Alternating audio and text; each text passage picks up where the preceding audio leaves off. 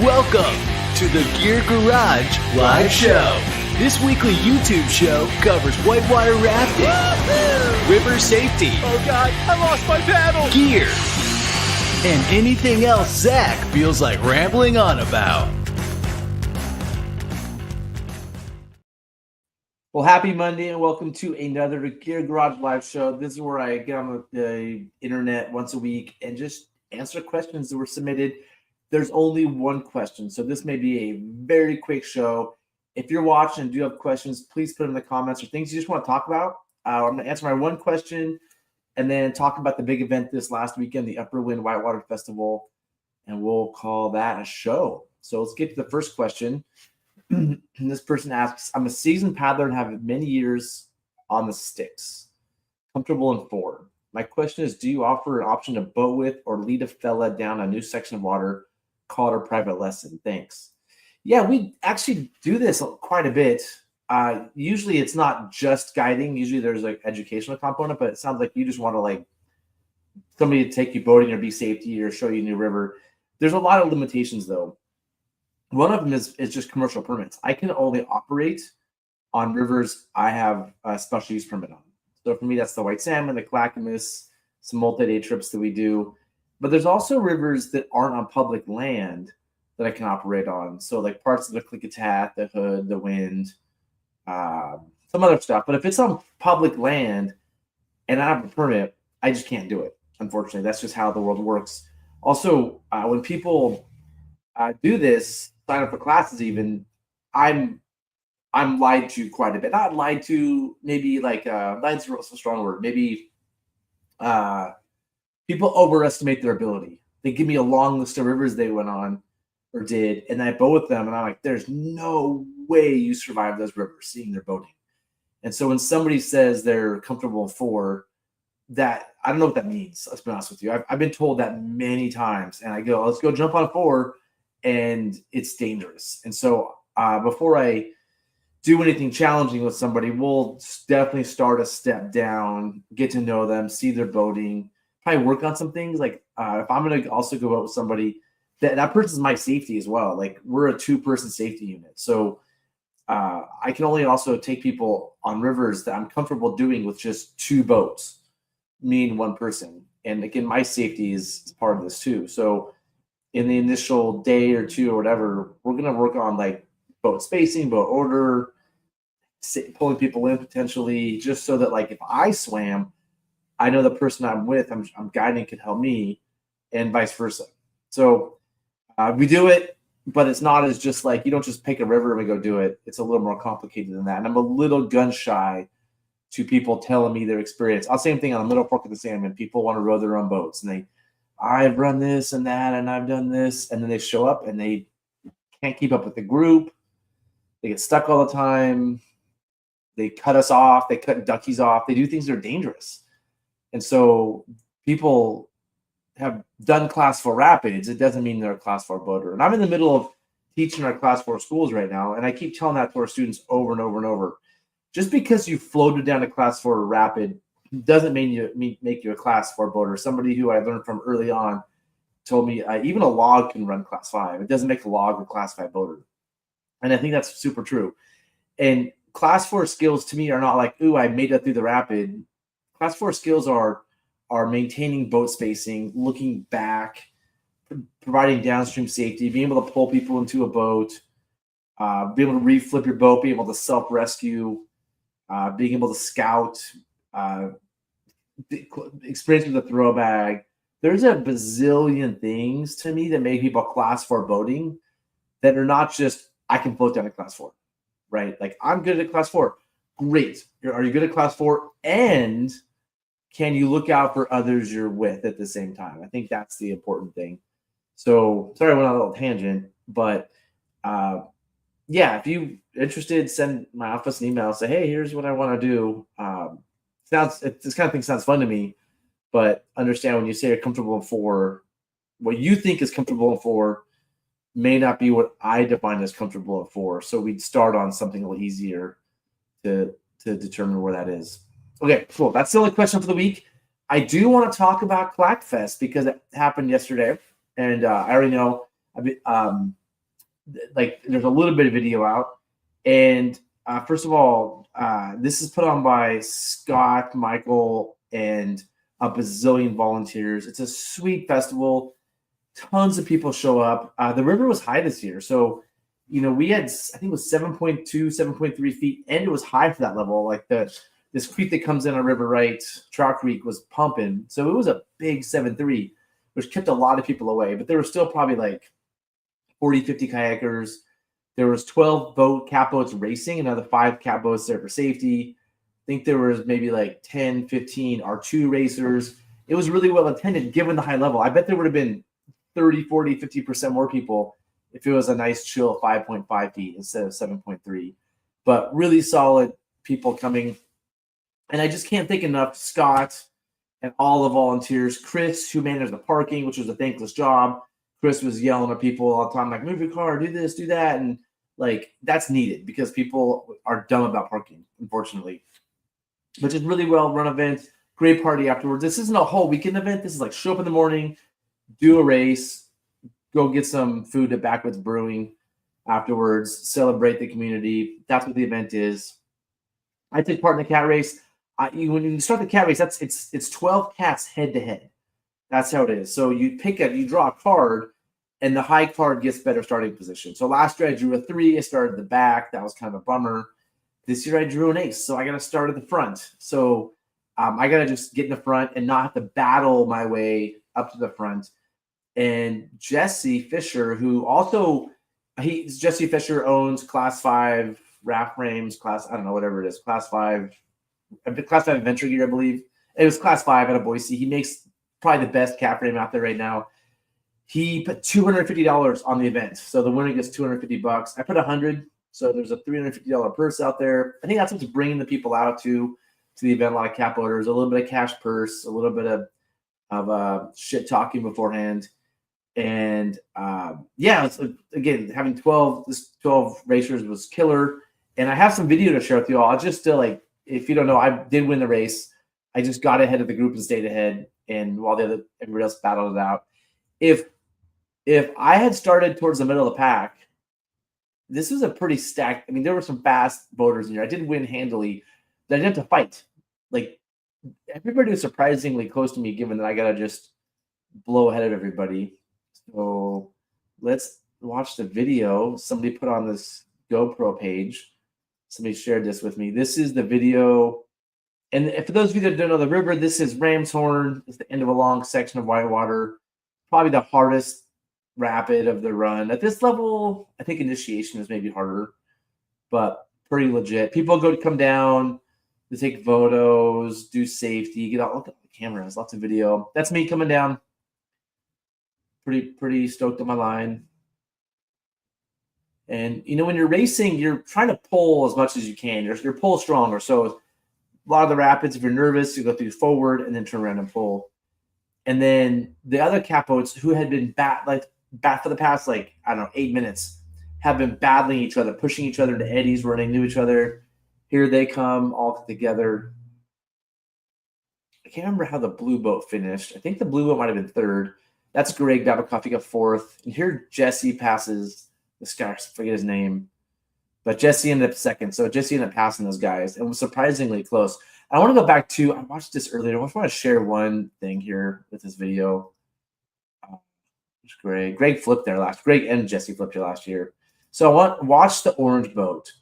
And I want to point out that the majority of the people in this race were running pins and clips. And I know a lot of you were like, pins and clips are dumb. They're old technology, whatever, new technology, whatever they are. A lot of people hate on pins and clips. And those of you that know, I'm a pretty big advocate of pins and clips for the right situation. For class 4+, for class 5, for the wind, I much rather have pins and clips. And one of the biggest advantages that I don't think people realize is they help you stay in the boat. So if you watch this dude right now, he's holding onto his oar as he's getting tossed to his right. If he had spinnies, he'd be out of his boat. The number of time I watch people with spinnies, their oar just goes and they fall off the side of the boat, or they let go of their oar. But because he had pins and clips and he's experienced with them, he holds onto his oar, never lets go of the oar once. Not once. That is good, solid boating. You're going to get in boating when you're on the river, you're going to take some hits. So watch this again. He takes a nice big hit there, gets thrown to the right, holds onto his oar the whole time, doesn't let go, and keeps going. Maybe he wouldn't have fallen out. I guess that's, my guess. But like, I really believe in the power of pins and clips to stay in the boat. Just literally to be able to handle big hits and stay in the boat. Again, there's pins and clips right there. Holding onto the oars. You'll notice a lot of people that run spinnies let go of their oars and grab their frame because the oars aren't providing them stability. Or they throw the handles forward and grab the frame. Or they just let go for whatever reason. People that run pins and clips tend to hold on to their oars the whole time. You need your oars. They're how you control the boat. And so here comes Sam. Same thing, pins and clips. Holding on to his oars like a boss. Yeah. So anyway, I think a few people ran spinnies in the race. They didn't win. I think maybe somebody with spinnies placed, but I think we were talking about this at the put in. On a race in particular, you don't need the extra thinking about your blade placement. You just want your blades to work and be able to pull or push as fast as you can. This might be Orlocks. It looks like Orlocks. Yeah. It'd be kind of funny if these were all Orlocks coming down. Let's see. It would say something. That's Orlocks, it looks like. That's Orlocks, it looks like. And Orlocks.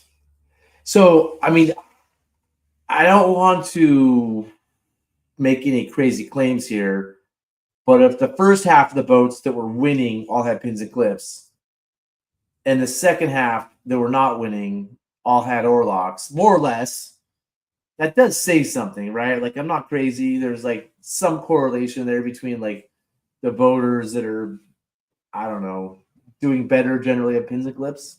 Just throwing it out there. You can make your own decisions.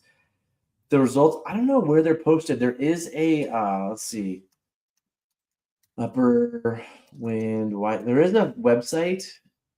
Let's see if we can find it. For the festival, they probably haven't posted the results anywhere. I haven't seen them posted anywhere. That's a good question. I don't know. I'm not sure if they will. There is. I know the Oregon rafting team. They like to keep track of the results for the raft racing. Wait a minute. The Oregon rafting team is 2024 national champions. I didn't know that. That's cool. Interesting. Anyway, they have a 2025 RGP point standing, and it looks like they haven't added the wind yet. I don't know. They probably won't add the cap loading. It's a good question. I don't know. I don't know what the results are, but I know in the capo division, I got first, and then Jesse Fisher got second, and I'm not sure who got third. I forgot who got third.